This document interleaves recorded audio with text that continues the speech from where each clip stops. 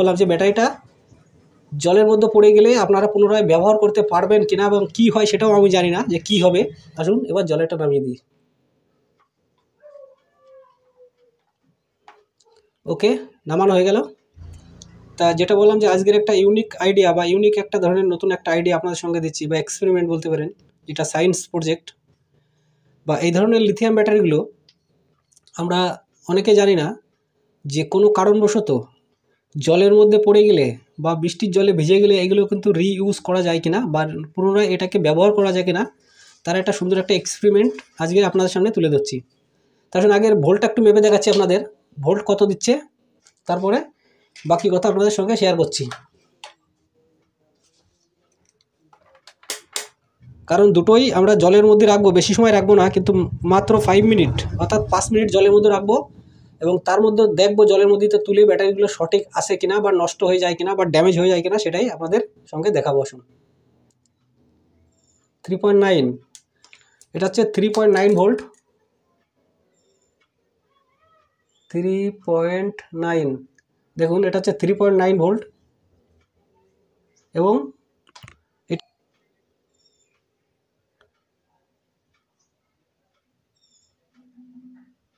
এটাও দেখাচ্ছে 3.8 ভোল্ট। এবার এটাও একটু লিখে নিই,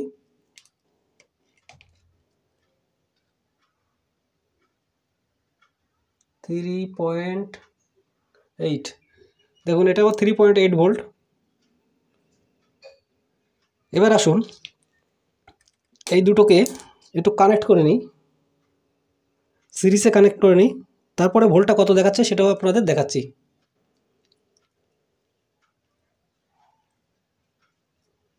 দেখুন এটা সিরিজে কানেক্ট করা হয়ে গেল। এবার দেখুন এর ভোল্টটা কত দেখাচ্ছে সেটাও একটু দেখি। দেখুন 7.8 ভোল্ট।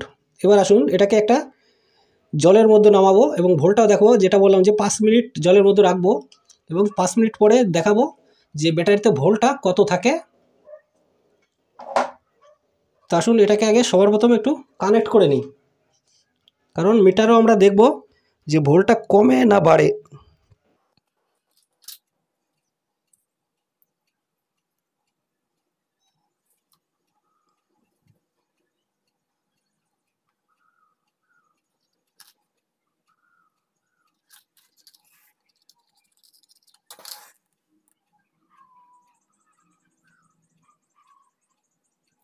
এখানে জাম করার উদ্দেশ্য বা এখানে সিল করার উদ্দেশ্য একটাই, যে কোনো কারণবশত যেন লুজ কালেকশন না হয়ে বেরিয়ে আসে, এই কারণে এখানে সিল করে দিয়েছি। দেখুন এটা সিরিজই লাগানো হয়ে গেল।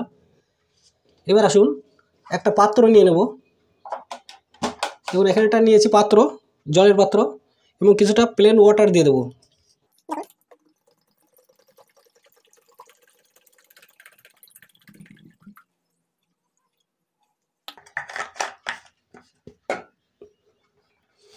এবার দেখুন জলটা দিয়ে দিলাম।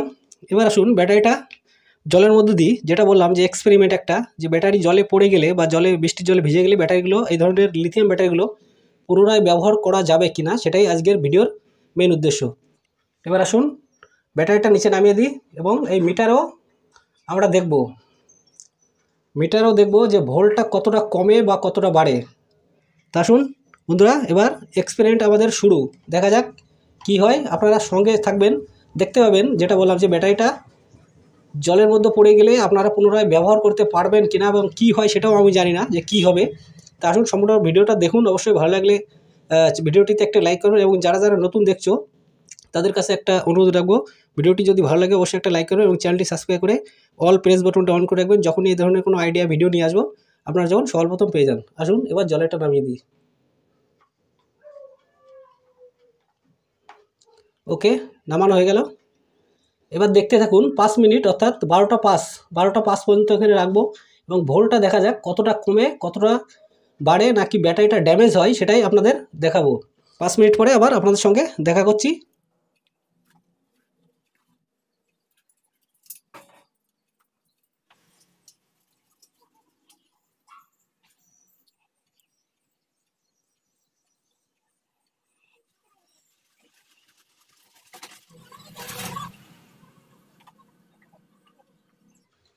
তো দেখুন বন্ধুরা 5 মিনিট অর্থাৎ 6 মিনিট হয়ে গিয়েছে, কিন্তু দেখুন টাইম কিন্তু 6 মিনিট এবার আসুন ব্যাটারিটা তুলি। দেখুন এখানে কিন্তু ভোল্ট কিন্তু কমেনি, কোনো রকম কিন্তু ভোল্ট কমেনি। অর্থাৎ আপনারা নিশ্চিন্তভাবে, জলে যদি পড়েও যায় ব্যাটারি, এই ধরনের লিথিয়াম ব্যাটারিগুলো, আসুন এবার তুলি।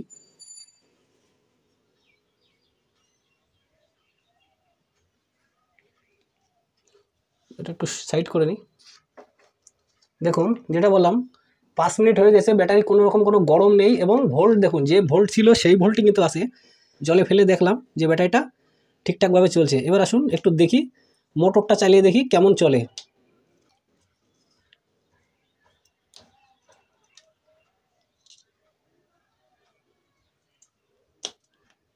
একটু ওয়্যার এখানে যুক্ত করে দেখি যে মোটরটা ঠিকঠাক চলে কিনা, সেটাই মেন দেখানোর উদ্দেশ্য।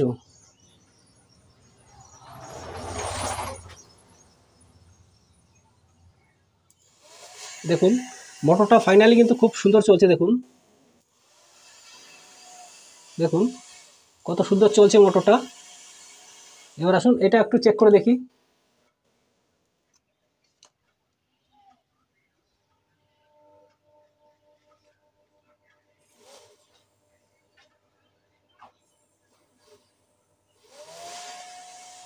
দেখুন এই ব্যাটারিটা কিন্তু ওকে আছে, কমপ্লিটলি পারফেক্ট ওকে।